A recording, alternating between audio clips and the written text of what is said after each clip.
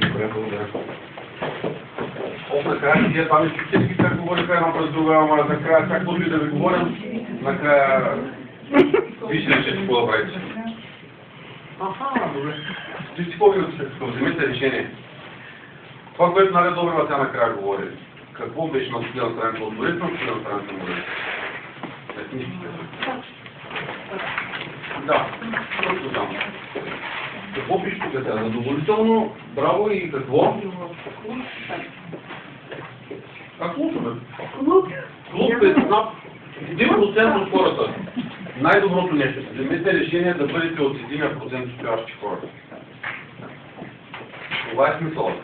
Наполеон Хил казва, влезте в клуба на 2%. И сега като слушах и аз 3-4 часа като всички вас, знаете ли какво сметнах? Колко са 4-те, а за 55 как? 7,7%. На първо време решете да влезете 7%. Тия, дето ще успяват. Тоест смисъл, дето ще успяват. Ами смисъл да е ясно да говоря. Трябва да го поискате, трябва да вземете решение, че 1% ще влизате в 2% ли, в 7% ли. И народ ми исках накрая да взема думата. Ейдан Охара, какво ми беше казал? Учим за 4 часа или се учим на еднодневен семинар, може да е на двудневен семинар, слагаме си грамотите под мишната и от утре да същите. Въпросът е, като излезем от тази зала, от утре да почнем да правим срещи един на един.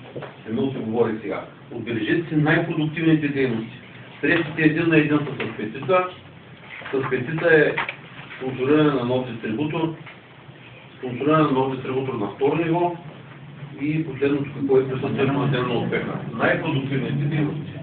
Вземете решение за тях, принципно, защото иначе учението то е безкрайно. Всички, които ми четат блога, пак ще кажа, нещо всеки може да научава там. Защото днеска ви е едно главата, утре друго, днеска прочитаме едно. Учението е безкрайно.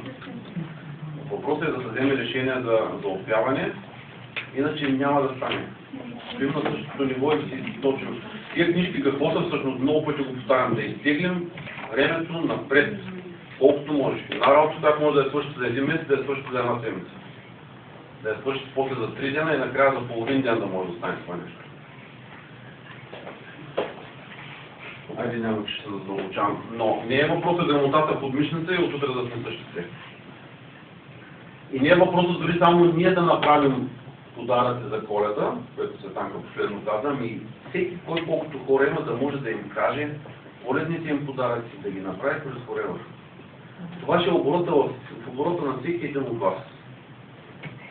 Нали? Не е въпросът да останем сами. А от дейности, които ни трябва да извършим, са достатъчно. Нашите приятели, нашите познати, искам да намерим да покажем нещата.